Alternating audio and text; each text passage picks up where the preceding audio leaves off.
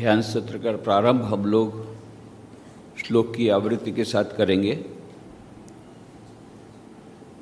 ओम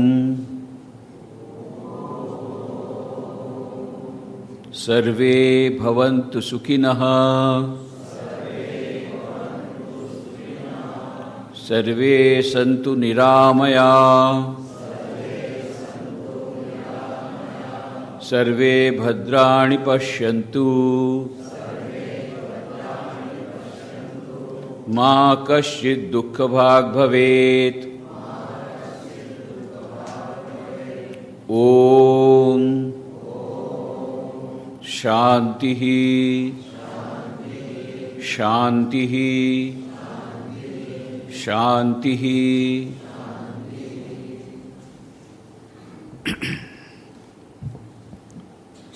कई लोग पूछते हैं ये 3 बार शांति क्यों बोलते हैं, एक ही बार बोलने से तो हो सकता था। बात सच है।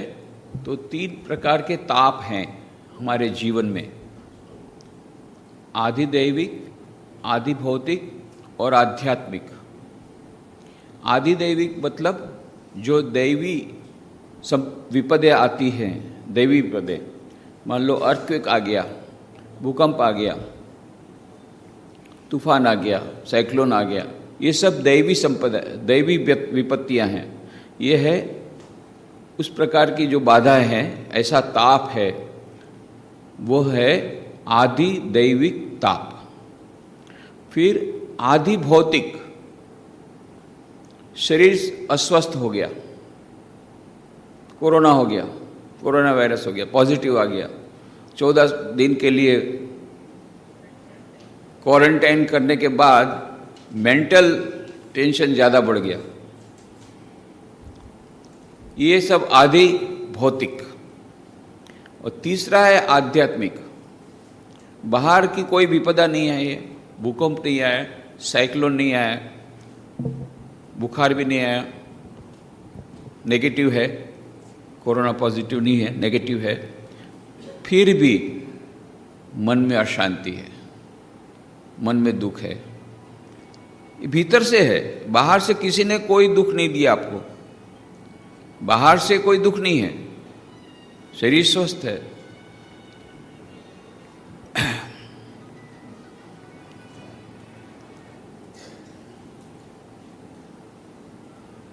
मैंने पहले ही कहा था कि आपके पड़ोस वालों को पूछिए कि आपको स्विच ऑफ करना आता है कि नहीं। आप मदद कीजिए ना उनको। स्विच ऑफ करना जब नहीं आता है तो आप मदद कीजिए उनको स्विच ऑफ करने के लिए।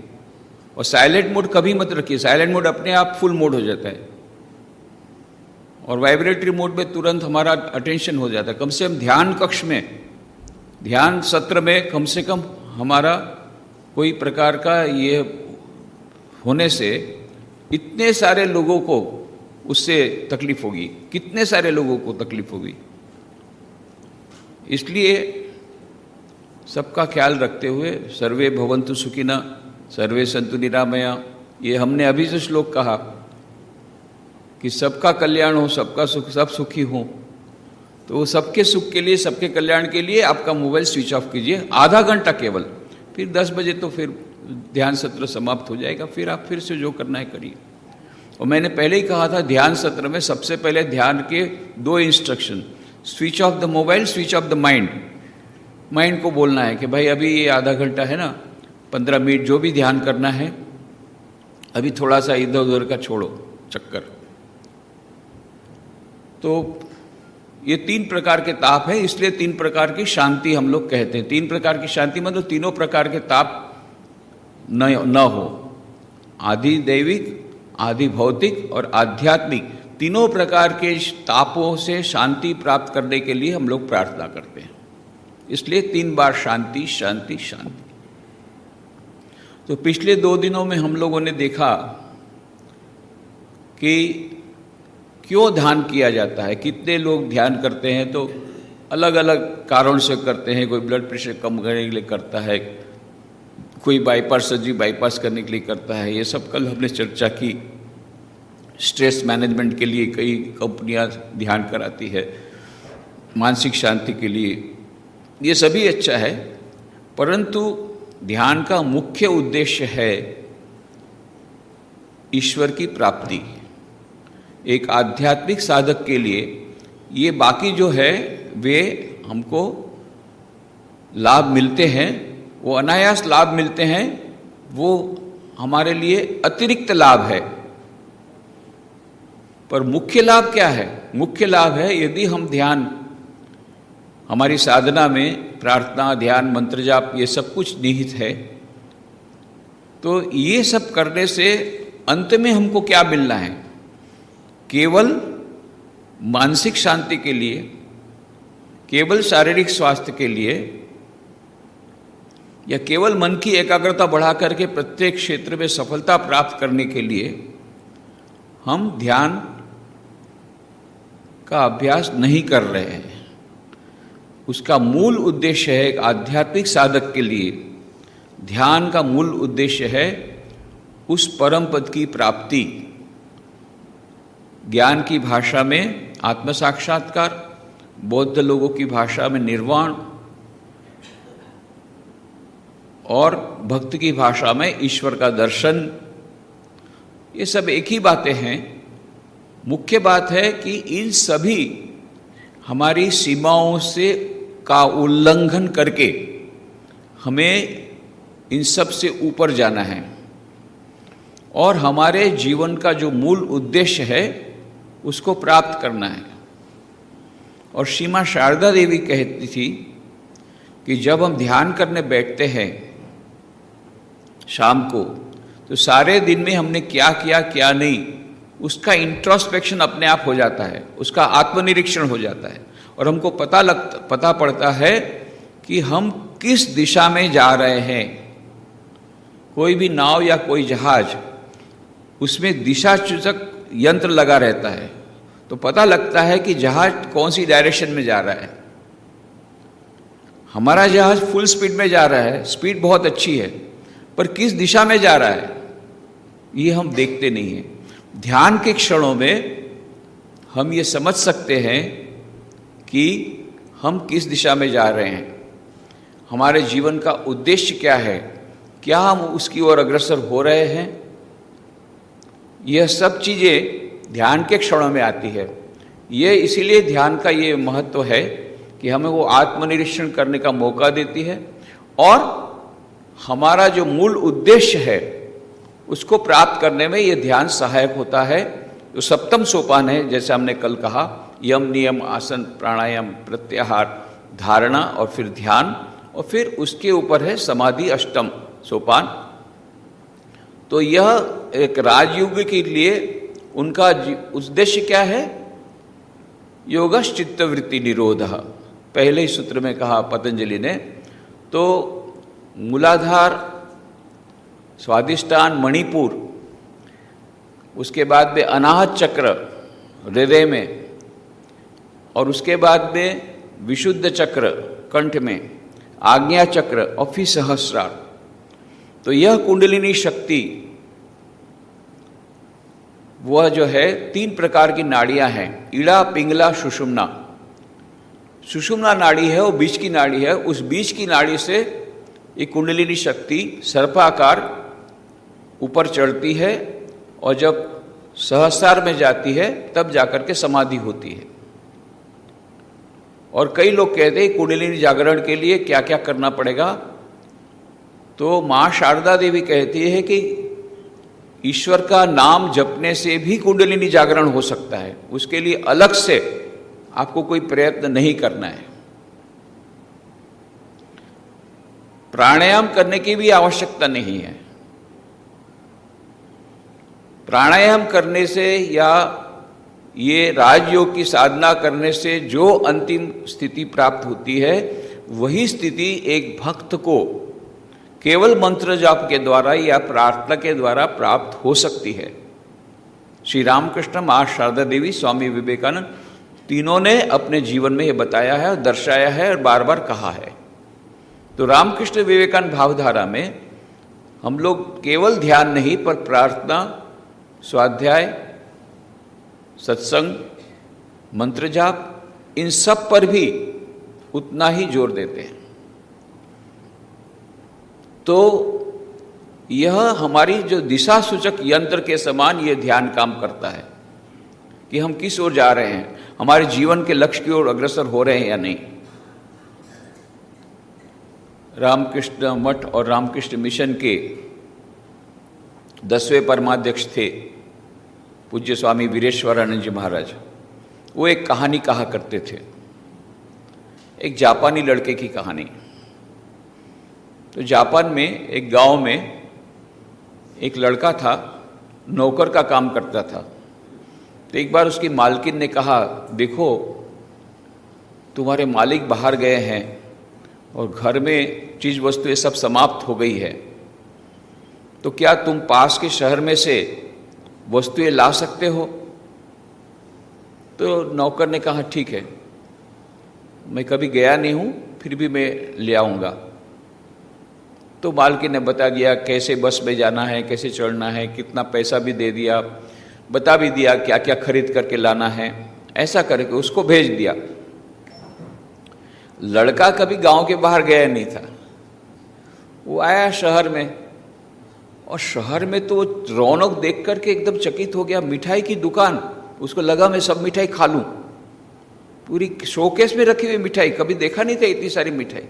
अभी आगे जाता कपड़े की दुकान, फिर और दुकान, एक के बाद एक देखता जाता है। वो तो कभी उसने इस प्रकार देखा नहीं था। उतनी देर में एक मीना बाजार आया। मीना बाजार आया हुआ था, प्रदर्शनी लगी हुई थी मीना बाजार आप लोगों को, अभी ये यंग जनरेशन को पता नहीं होगा, पहले के ज़माने में, अभी आजकल आता है कि नहीं पता नहीं, मीना बाजार आता था। तो मीना बाजार जब आता था वो बहुत बड़े ग्राउंड में, वो जैसे जन्माष्टमी के मेले में लगता है उस टाइप का पूरा वो लगता था मीना बाजार। उसमें ऐसा ऐसा चक्कर घूमने वाला होता था, ऐसा ऐसा चक्कर घूमने वाला होता था। तो वहाँ जब मीना बाजार में चला गया तो कहीं जादू का खेल हो रहा था, कहीं सर्कस का खेल हो रहा था, कहीं इस प्रकार के चक्कर हो रहा था। तो चक्कर में बैठा, बहुत मज़ा आया। फिर ऐसे चक्कर में बैठा, उसमें भी बहुत मज़ा आया। फिर उसके बाद भी कई खाने की चीज़ें थी, वो भी खाया, मज़ा कर रहा था। तब तक में अनाउंसमेंट हुआ कि ये गांव में जाने के लिए अंतिम बस जा रही है। हैं?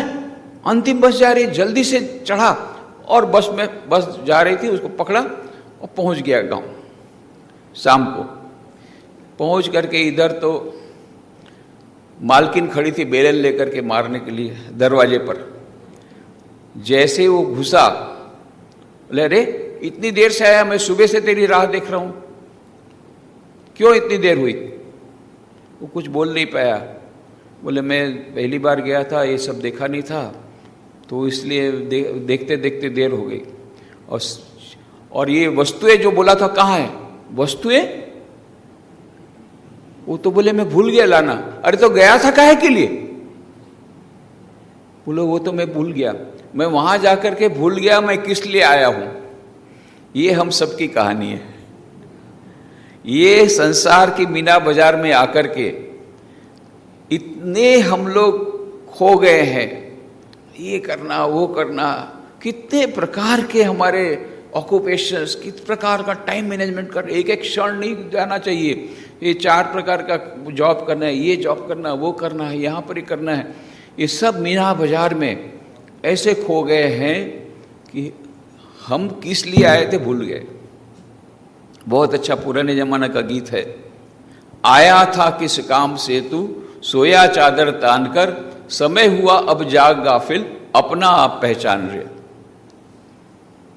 भूल गए, जीवन का लक्ष्य भूल गए, ये मीना बाजार में आकर के भूल गए। ध्यान के क्षणों में जब हम बैठते हैं तो इंट्रोस्पेक्शन करते हैं, अरे हम किस लिए आए थे, क्या हम उस ओर अग्रसर हो रहे हैं? पैकेज तो अच्छा मिल गया, नौकरी भी अच्छी मिल गई, सब कुछ तो हुआ, परंतु असली चीज कहाँ? वहां पर जा रहे उस ओर का तो हम लोग को ख्याल नहीं किया। ये आध्यात्मिक शिविर का सबसे ज्यादा फायदा क्या है? आप लोग जो आए, मैंने कल भी कहा था कि बहुत भाग्यशाली है और ईश्वर की विशेष कृपा के बिना संभव नहीं होता है। तो आए तो अब आपको पता पड़ा, ये तो भाई अलग ही दुनिया है। बाहर की दुनिया एकदम अलग है, यहाँ पर एकदम अलग दुनिया है। सारे दिन आप लोग जब बैठते हैं तो दिव्य वातावरण किसको बोलते हैं और दिव्य जीवन किसको बोलते हैं, उसकी एक ग्लिम्स तो आपको मिली, एक तो थोड़ा सा तो आस्वाद मिला, पता तो पड़ा कि बाहर की दुनिया में और इस दुनिया में क्या अंतर है। तो यह जो मिला आस्वाद, यही अपने आप में एक बहुत बड़ी उपलब्धि है और इस उपलब्धि के कारण हम धीरे धीरे उस ओर अग्रसर हो सकेंगे। तो हमने ध्यान क्यों किया जाता है उसकी विस्तृत चर्चा की थी। कितने प्रकार के ध्यान हैं, बहुत प्रकार के ध्यान हैं। तो वेदांत में कई प्रकार के ध्यान हैं।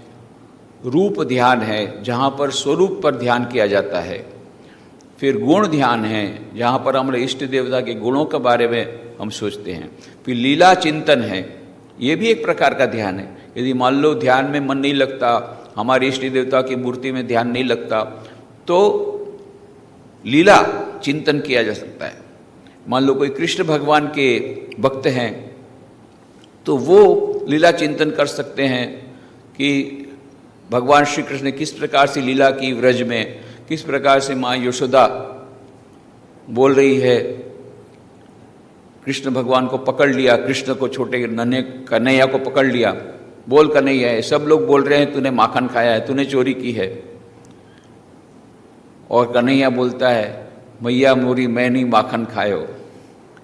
अरे बोले सफेद झूठ बोलता है, मुंह में इस प्रकार का मक्खन लगा हुआ है और बोलता है मैं नहीं माखन खायो, चोरी करता है ऊपर से झूठ भी बोलता है। अरे बोले मैंने नहीं खाया, बरबस मुख लपटायो, ये मेरे बंधु लोगों ने मेरे पर लपेट दिया, मैंने नहीं खाया।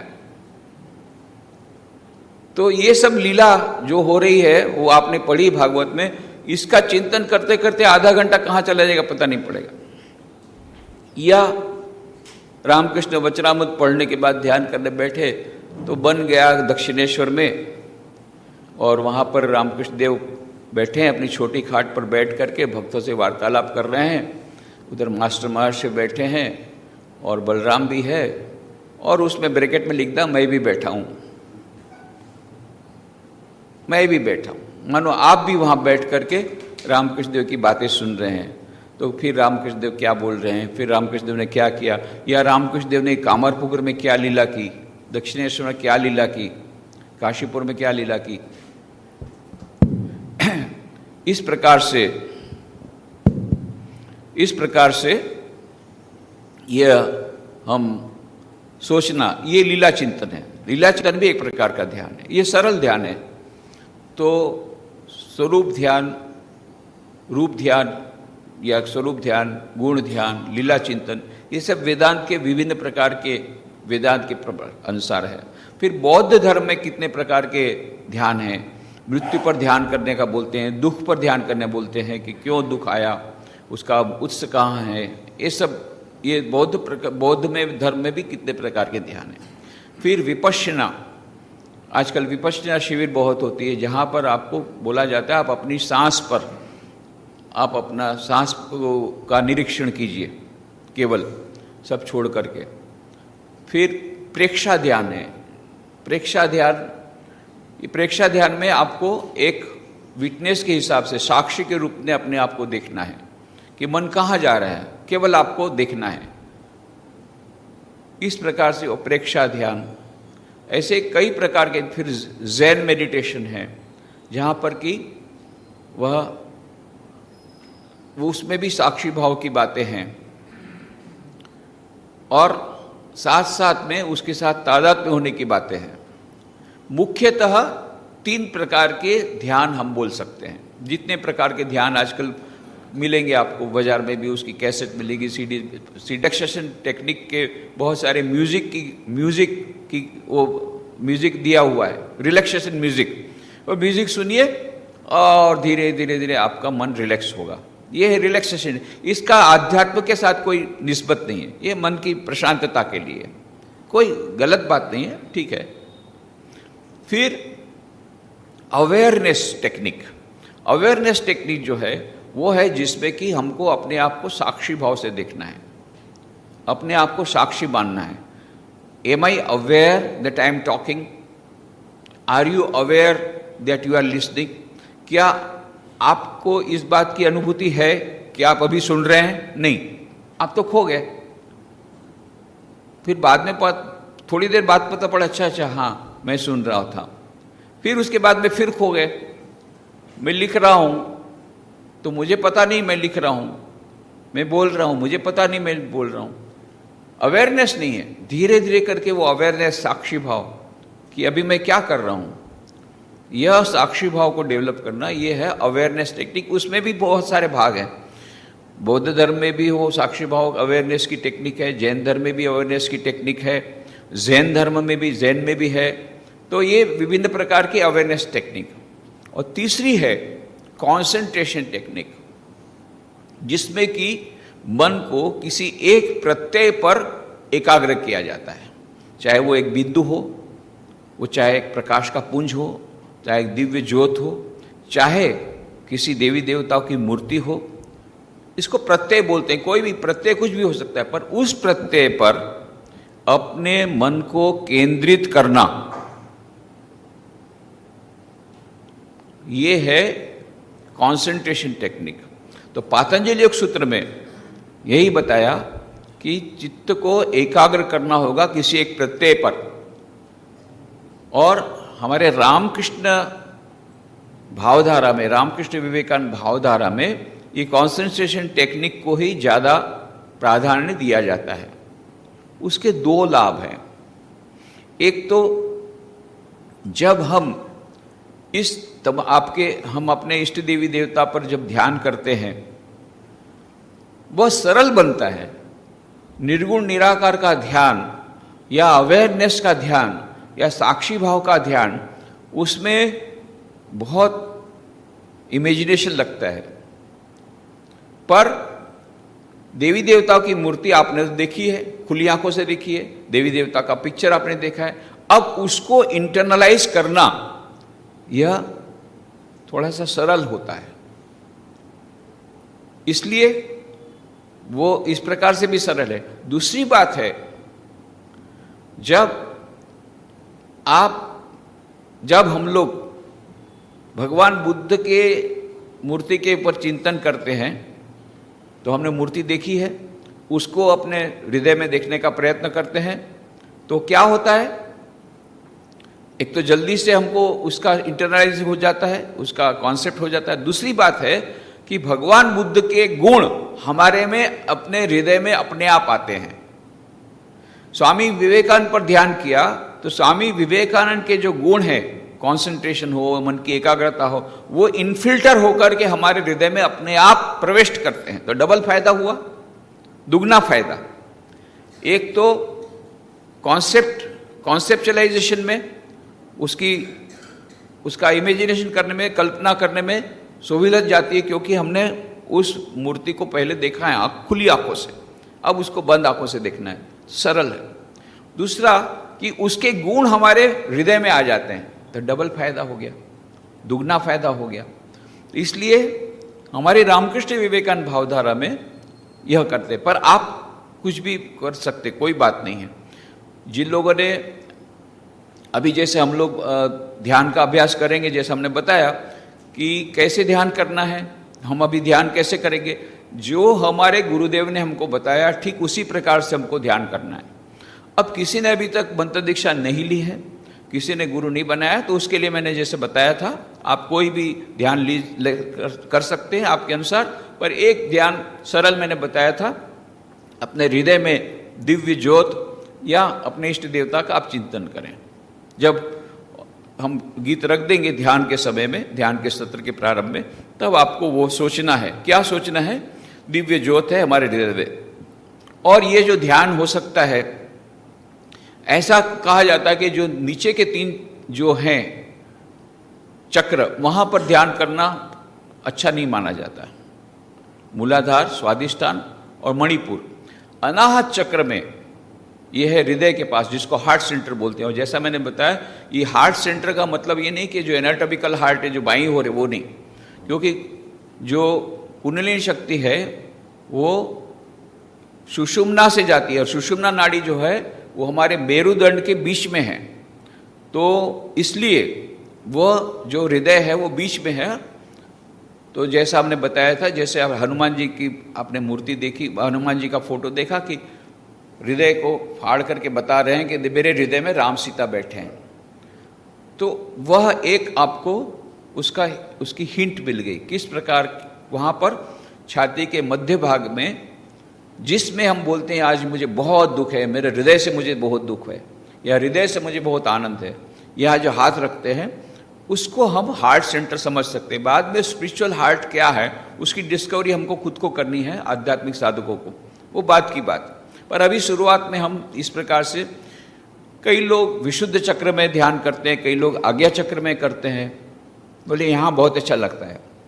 परंतु हमारे रामकृष्ण विवेकानंद भावधारा हम कहते हैं कि श्री रामकृष्ण कहा करते थे कि हृदय वो भगवान, जो भगवान का, भक्त का हृदय भगवान का बैठक खाना है, ड्राइंग रूम है, जल्दी से मिल जाते हैं वहाँ पर, डंका मारा जाएगा। तो इसलिए हृदय के जो हार्ट चक्र है, अनाहत चक्र को यहाँ पर हम लोग ज़्यादा उस पर कहते हैं करने के लिए। एक बार स्वामी विरजानंद जी महाराज, जो कि माँ शारदा के शिष्य थे, ऐसा उनको सिर दर्द हुआ, कितने डॉक्टर को बताया, कोई ठीक नहीं हो रहा है, बहुत ही ज़्यादा तकलीफ हो गई। आखिरी में माँ शारदा देवी के पास आए जयराम बाटी में, बोले माँ बहुत सिर दर्द हो रहा है, कितने दिनों से जा नहीं रहा है, कोई दवाई काम नहीं कर रही। माँ शारदा देवी, ये हम कल बात कही थी ना, सरस्वती ज्ञान देने आई है पर अनपढ़ अंगूठा छाप, उन्होंने तुरंत ये प्रश्न, अच्छा बेटा तू क्या यहाँ आज्ञा चक्र में ध्यान करता है? बोले हाँ माँ। नहीं नहीं नहीं, इसीलिए ये हुआ है, तुमको जैसा बोला था हृदय में ध्यान करना, अधिक देर तक यहाँ पर ध्यान करने से ये हुआ है तुझे। तो इस प्रकार से माँ शारदा देवी ने तुरंत कैसा डायग्नोस कर लिया, कैसी डॉक्टर थी, आध्यात्मिक डॉक्टर, तुरंत पता लगा लिया गड़बड़ कहाँ है। तो इसलिए बाद में कुछ रिएक्शंस भी आते हैं, इसलिए बेहतर है कि हृदय, हार्ट सेंटर, हृदय में अनाहत चक्र में ही हम अब ध्यान करें। और आपको आपके गुरुदेव ने जो बताया है तो अलग बात है, आपके गुरुदेव ने आपको जो बताया है उस प्रकार से करिए। हमने तो जिन्होंने मंत्र दीक्षा नहीं ली है उनको ये कहा कि आप यदि चाहे तो आप हृदय में इस प्रकार से या दिव्य ज्योत या फिर अपने इष्ट देवता का चिंतन कर सकते हैं। तो सब लोग तैयार हैं अभी ध्यान के लिए? ठीक है।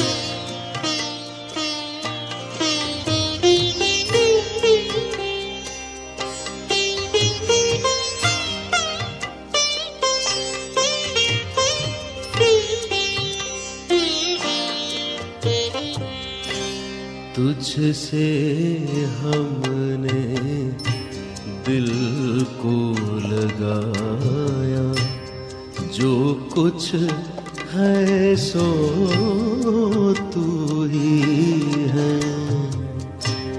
तुझसे हमने दिल को लगाया, जो कुछ है सो तू ही है।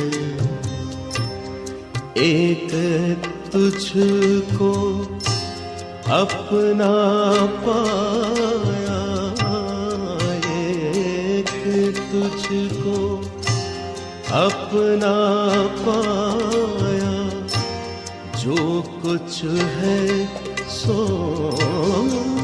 तू ही है।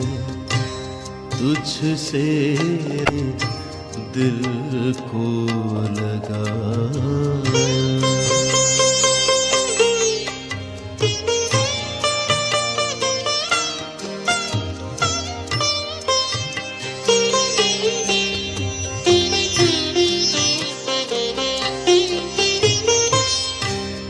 सबके मकान दिल का मकीन तू, कौन सा दिल है जिसमें नहीं तू।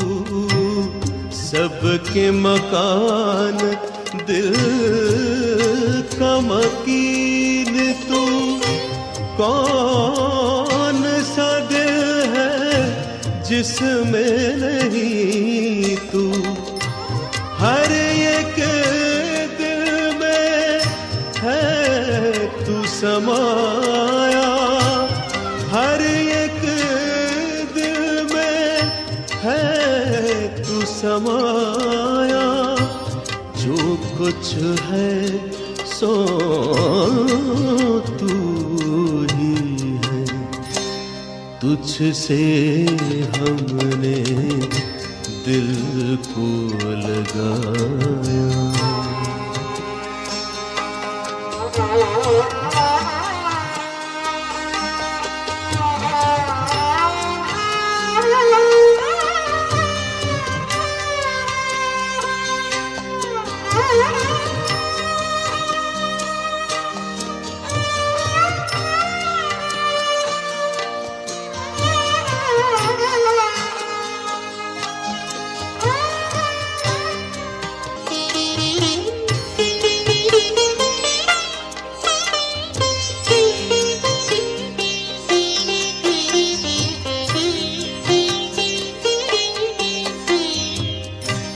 अर्श से लेकर फर्श जमीन तक और जमीन से अर्श बरी तक। अर्श से लेकर फर्श जमीन तक और जमीन से अर्शवरी तक।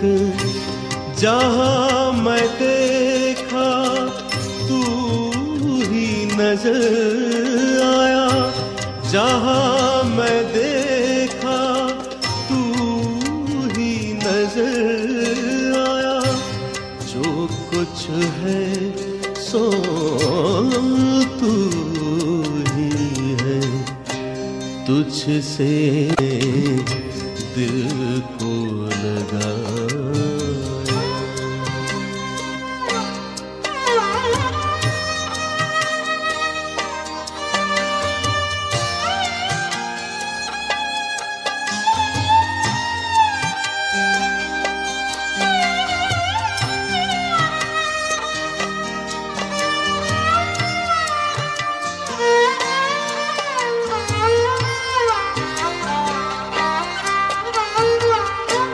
सोचा समझा देखा भाला, तू जैसा ना कोई ढूंढ निकाला।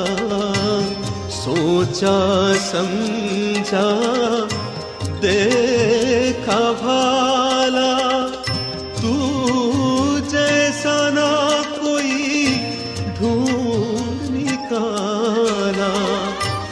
अब ये समझ में ज़फ़र किया आया, अब ये समझ में ज़फ़र किया आया।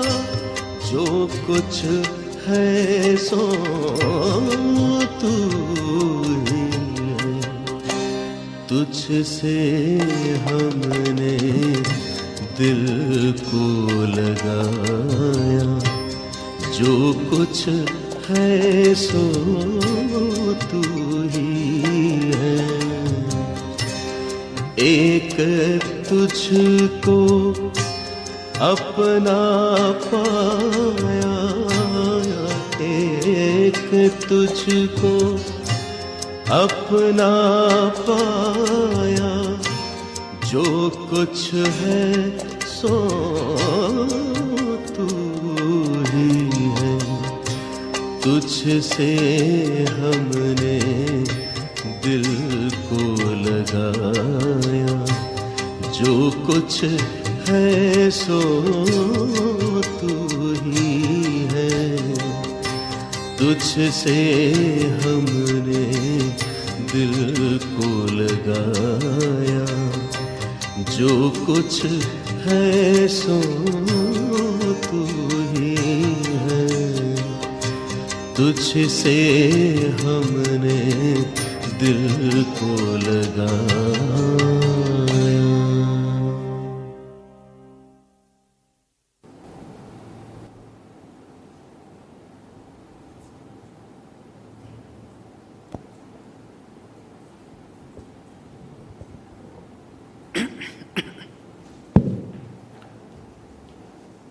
ओम शांति शांति शांति।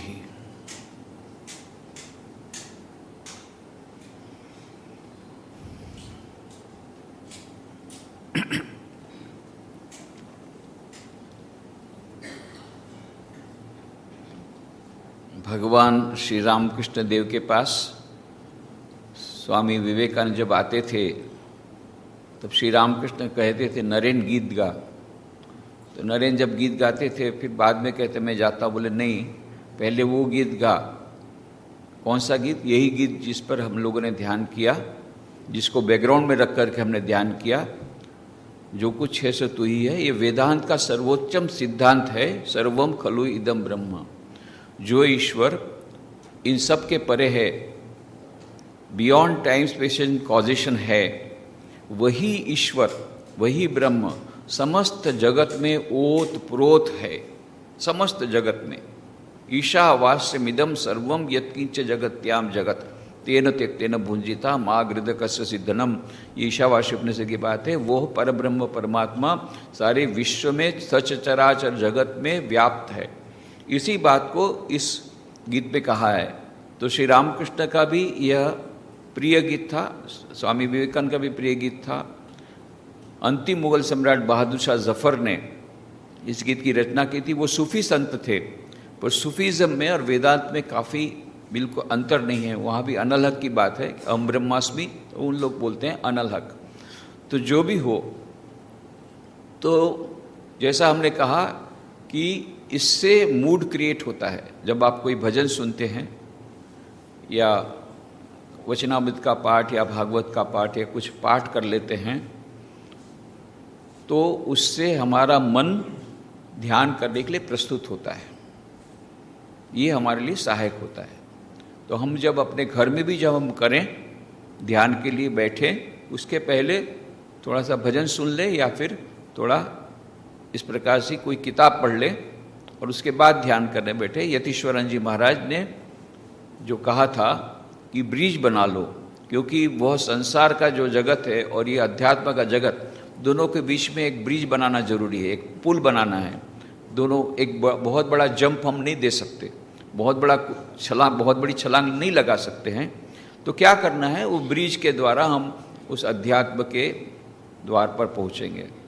तो यह जो गीत, कोई भी भजन या अच्छा कोई सदग्रंथों का पाठ, ये हमें उस अध्यात्म तक पहुंचाने में मदद करता है। तो हम अभी इस सत्र का समापन करेंगे प्रणाम मंत्र के द्वारा। कल जिस प्रकार से हमने किया था, ऐसे प्रणाम करेंगे। ओम स्थापकाय च धर्मस्य सर्वधर्म स्वरूपिणे अवतार वरिष्ठाय रामकृष्णाय ते नमः। जननीं शारदां देवीं रामकृष्णं जगद्गुरुं पादपद्मे तयोः श्रित्वा प्रणमामि मुहुर्मुहुः। नमः श्रीयतिराजाय